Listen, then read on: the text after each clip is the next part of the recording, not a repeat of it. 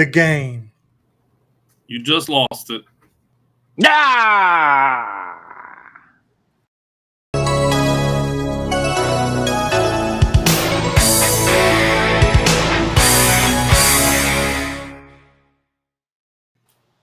Welcome everybody back to the Retro Review. I am the Bearded Geek. Joining me as always is Mikey the Freak What's up? and Steve. Hey, what's going on, guys? Today we are going to be reviewing the movie The Game. No, No. not wrestling. Not wrestling. Not Triple H. Oh, okay. Steve, why don't you tell us a little bit about this movie? Yeah, absolutely. That's it? After- Okay, we're done. Oh, sorry. I was just about to do it, you jerk.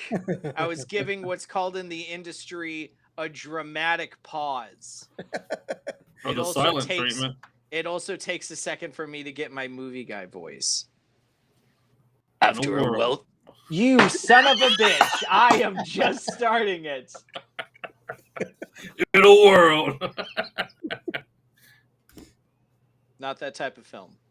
After a wealthy San Francisco banker is given an opportunity to participate in a mysterious game, his life is turned upside down as he begins to question if it might really be a concealed conspiracy to destroy him. It's a David Fincher film. It came out in 1997. Has a running time of 2 hours and 9 minutes. And I myself saw this movie when it came out in the theater, original run. Nice. Yeah, I very much enjoy it. Great cast: Michael Douglas, Sean Penn. That's about it for famous people. For people you're really going to know, but it's a going David Fincher. All right. Well, what are your original thoughts on the movie? Oh man, when I originally saw this movie back in 1997, blew my minds with the twists and turns that it gave. Not knowing in 97 who David Fincher was and everything that he has done, Seven, Zodiac. I hope you're not talking about the director, Mikey. No, I really love this movie and everything that it is. And there goes that page. In reality, I feel this is a movie that if they wanted, they could have made sequels, not necessarily sequels to Nicholas Van Owen, but just sequels to the game. Maybe there's a game in Mexico. Maybe there's a game in England. Maybe there's a game in India. Who knows where the game is? Everybody, has the game. Apparently, they do have a London office. They do have a London office, which is where his brother, whose name is escaping me, Sean Penn. Sean Penn. Sean Penn. No, Nick is Mike Douglas. Oh, that's right. I'm sorry. It's like a girl. He calls him a girl's name. Yeah, I can't remember. I got it. No, I got it right here. Conrad, and he calls him Connie. Connie. There you go. Yes. Because Connie participated in the London branch. That's what it was. Awesome. But no, I really enjoyed this movie. I think it was a lot of fun. I've seen it all the way through multiple times. Bearded Geek, what do you think about it? Oh, when I first saw the game, he was came out as Hunter Hearst. Nope, not that. Nope. Michael Douglas, Xbox. David.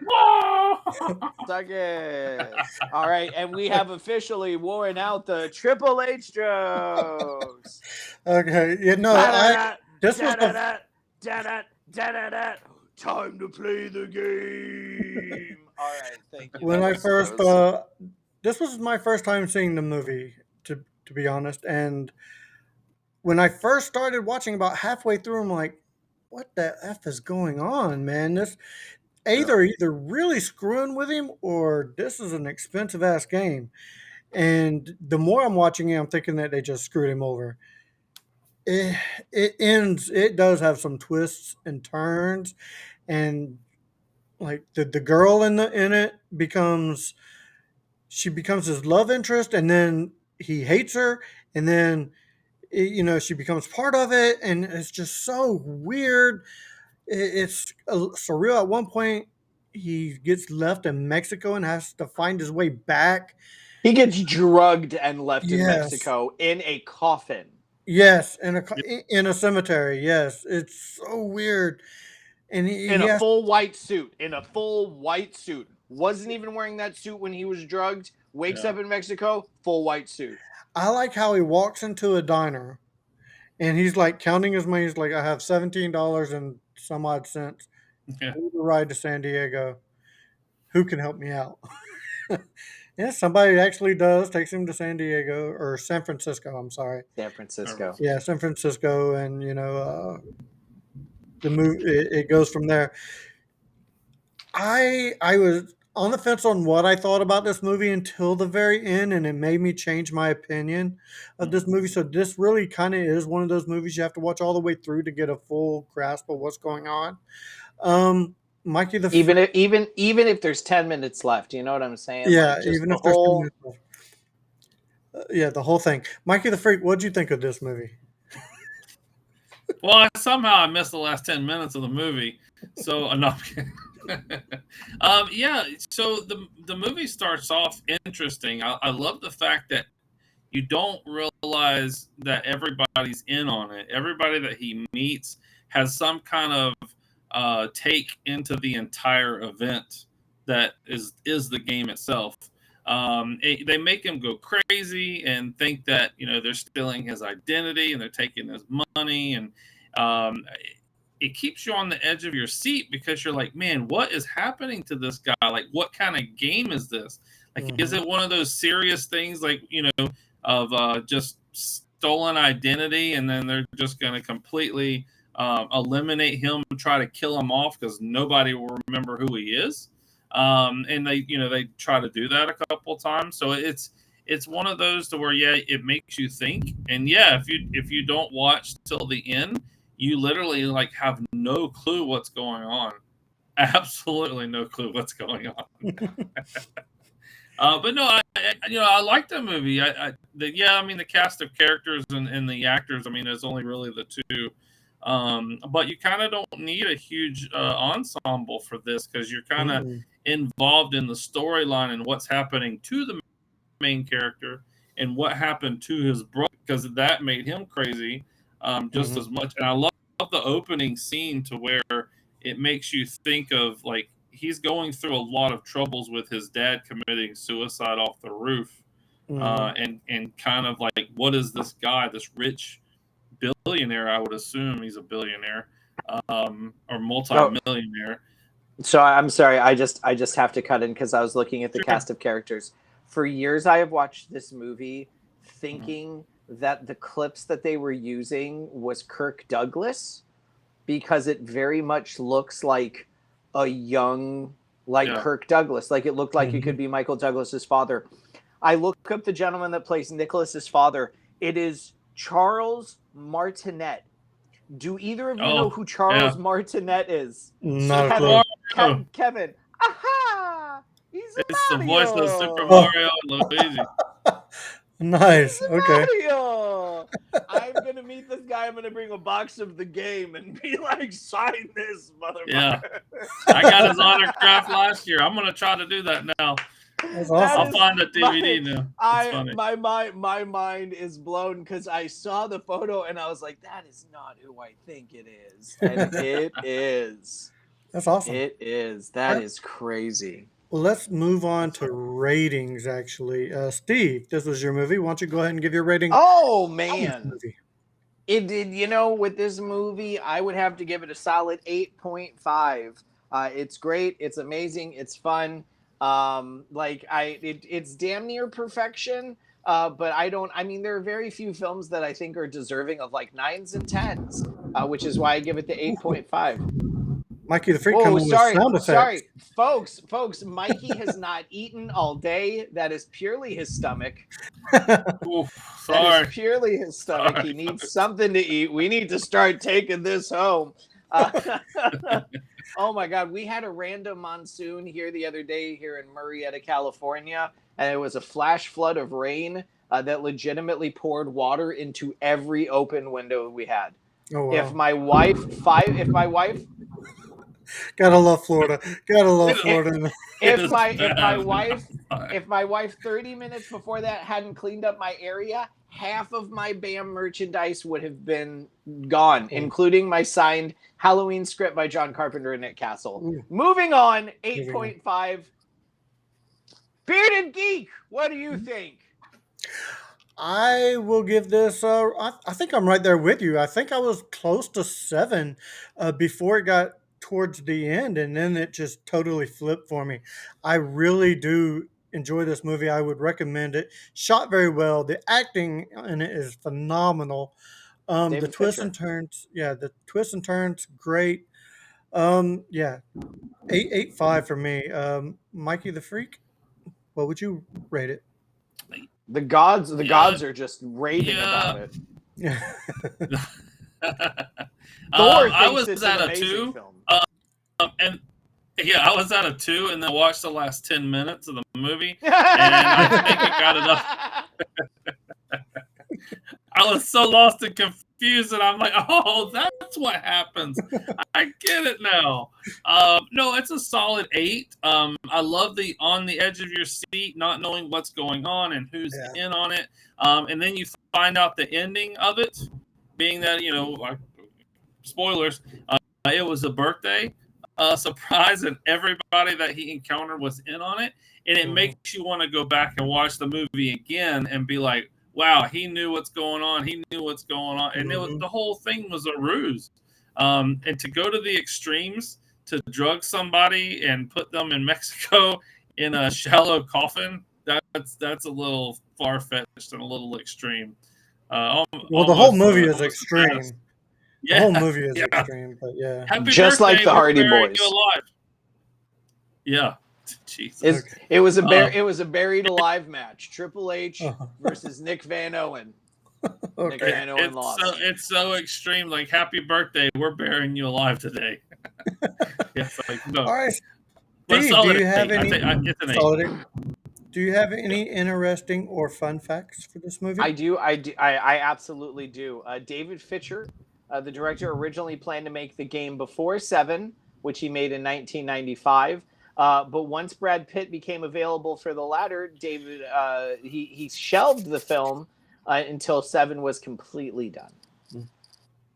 Um, Deborah Kara Unger fractured a bone in her foot while jumping into the dumpster, which was infested with real rats while they were working on the film. Fun. Oh, they don't like that one. That was not a good fact. Um, Here's an interesting one that I think would have made for a different film. Jodie Foster originally signed to play Michael Douglas's sibling for the film. However, Foster changed her mind and wanted to appear as Douglas's daughter instead. Hmm. Douglas and Fincher were very opposed to this change, so the part went to Sean Penn instead. Foster promptly sued Polygram for the tune of 54.5 million, even though her Egg Pictures was once the film's production company. The matter was settled outside of court. Douglas, who is a personal friend of Foster's, said that it didn't seem right for him to play Foster's father, given that there were only 18 years difference in age between the two of them. Ironically, Douglas played Foster's guardian in the 1990s or the 1972 Disney film Napoleon and Samantha, where they where they both had just started their careers. Okay. Cool. I thought that was an interesting one. David Fincher claimed in an interview in the UK film magazine Empire that there's a can of haggis in every scene of the film. This was done as a joke because haggis is the nickname of the cinematographer Harris Savitas. Okay. And finally, Nice. Jeff Trying to Bridges was find it. offered Jeff Bridges was offered the role of Conrad Van Orton after Jodie Foster dropped out of the part, and it was rewritten as a male character. I would have much rather seen Jeff Bridges than Sean Yeah. Penn. I'm not gonna lie. Yeah. I don't know. Sean Penn had that crazy in that scene where he kind of went a little crazy with the keys. Sure. That was really well done. I do not have any movie memorabilia for this movie. Mikey the Freak, do you have any related reels? No, absolutely not. You don't have any Triple H memorabilia? I'm kidding. I got more things. This film is part of the Criterion Collection, Spine number 627. Okay. Indian movie Buffmaster 2005 was inspired by this movie. I got a bunch. During the Deathly Cabarite scene under the taxi meter, there's a package of certs with a yellow cord around it covering the E, which makes it look like CRS. There's a bunch. He said he didn't have anything for related reels, so I'm just like, I'll just read all day long. No, we're good. Of course, I got later reels. I didn't have anything for movie memorabilia. He has related Go reels. figure that. You asked if I he always did. He have said related absolutely. He said absolutely not. Absolutely So not. I just said F him. You know what? If you're gonna do a gag, you might want to learn how to be sarcastic about it. And that, my friend, is from me to you. Okay, so moving on. So